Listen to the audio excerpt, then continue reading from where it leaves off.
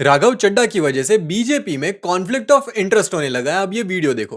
Love जिहाद सब बकवास ये लोग करते रहते हैं है बीजेपी वाले। ऐसा ऐसा कुछ नहीं होता कि बीजेपी क्या करती है आप हाँ, समझिए। नहीं आप लव जिहाद पे रहो, don't go to BJP, stay on love जिहाद। नहीं, व्हाट अबाउट इट?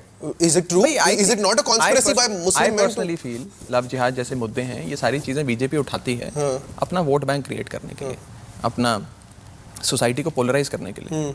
ये बीजेपी के बनाए हुए इश्यूज हैं सारे। सुन लिया, ये पॉडकास्ट सिर्फ 3 साल पुराना है। राघव चड्ढा बोल रहे हैं कि नहीं मानते वो लव जिहाद में, लव जिहाद को मिथ मानते हैं और बीजेपी का प्रोपेगेंडा मानते हैं। अब ये देखो, आपने लव जिहाद का सवाल उठाया है। हाँ, लव जिहाद के खिलाफ मैं पिछले ये 10 होता क्या वर्षों है से ये बोल लव रहा जिहाद? हूँ। ये कि हम लव जिहाद को सख्ती से रोकने का कार्य करेंगे।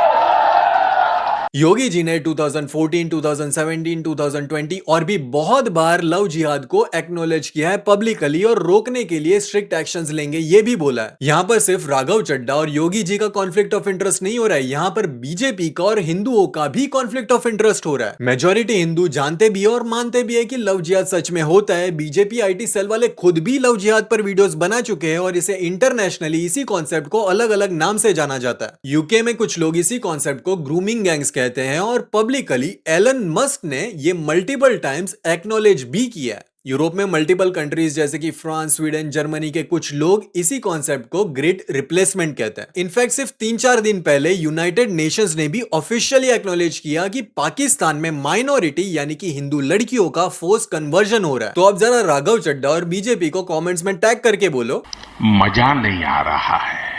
और भी बहुत लोग हैं जिनको लव जिहाद प्रोपेगेंडा लगता है। आप उन सभी को कमेंट्स में टैग कर सकते हो और जितना हो सके ये वीडियो शेयर करो। जय सनातन, जय भारत।